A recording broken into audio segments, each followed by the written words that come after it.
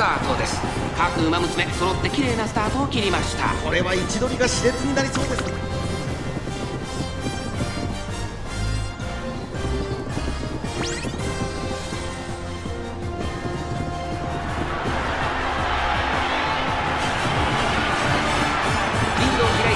ミホノブルマ、逃げる先頭はミホノブルマ。変わらない B は速くて突っ込んでくる。残り200。サイレンス鈴鹿並びかけてきた熾烈なデッドヒート。サイレンス鈴鹿抜け出した。粘るやっと見えた。これが私だけの。サイレンス鈴鹿1着でゴールイン。実力を遺憾なく発揮しレースを制したサイレンス鈴鹿見事に完勝。レジェンドレースを制